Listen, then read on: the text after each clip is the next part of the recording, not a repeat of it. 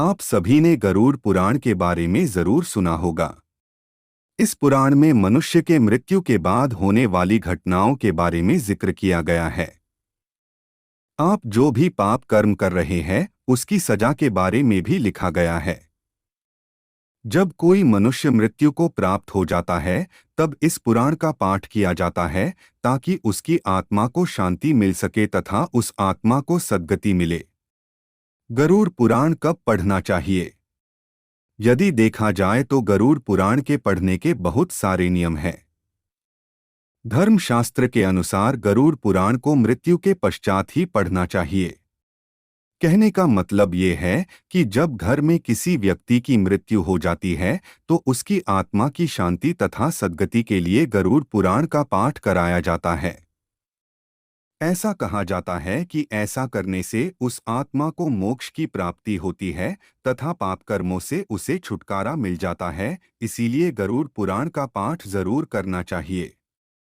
दोस्तों, हम आपको बता दें कि यदि कोई मनुष्य जीते जी गरुड़ पुराण का पाठ करता है तो इससे वो मृत्यु के बाद के रहस्य को जान जाता है तथा अपना ज्यादा से ज्यादा समय ईश्वर की भक्ति, पूजा पाठ, दान पुण्य तथा लोगों की भलाई में लगाता है। साथ ही साथ वह पाप कर्म करने से बचता है। इससे वो मृत्यु के पश्चात मोक्ष को प्राप्त करता है। दोस्तों, एक बात का ध्यान रखिएगा कि इस पुराण को पढ़ने से पहले स्नान जरूर करना चाहिए। जिस तरह से आप पूजा पाठ करते हैं ठीक उसी तरह गरुड़ पुराण का भी पाठ किया जाता है। यह पुराण भगवान विष्णु को समर्पित है। घर में जब किसी व्यक्ति की मृत्यु होती है तब इस पुराण का पाठ करवाया जाता है। मैंने आपको अपने आर्टिकल में कई बार बताया है कि मृत्यु के दिन से लेकर 13 दिनों तक आत्मा अपने घर में ही रहती है। इसीलिए दोस्तों 13 दिनों तक गरुड़ पुराण का पाठ करने का विधान है। ऐसा कहा जाता है कि 13 दिनों तक गरुड़ पुराण का पाठ करने से मृत व्यक्ति की आत्मा को मोक्ष की प्राप्ति होती है। दोस्तों, कुछ लोग ऐसा सोचते हैं कि गरुड़ पुराण को घर में रखना चाहिए या नहीं, तो मैं आपको बता दूं कि गरुड़ पुराण को अपने घर में अवश्य रखना चाहिए। यह पुराण 18 पुराणों में अति विशिष्ट पुराण है जो कि मोक्ष का साधन है। घर में गरुड़ पुराण के रखने से नकारात्मक ऊर्जा का प्रवेश नहीं हो पाता है।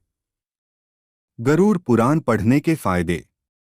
जैसा कि हमने आपको बता दिया कि गरुड़ पुराण में मनुष्य के मृत्यु के पश्चात क्या होता है, ये सब कुछ लिखा हुआ है। इसके साथ ही साथ क्या पाप कर्म करने से आपको क्या सजा मिलेगी यह भी लिखा हुआ है। यदि कोई व्यक्ति अपने जीते जी इस पुराण का पाठ करता है तो अपना ज्यादा से ज्यादा समय लोगों की भलाई, भगवान का पूजा पाठ तथा दान पुण्य में बिताएगा। ऐसा वो इसलिए करेगा क्योंकि उसको जीवन की सत्यता का एहसास हो जाएगा।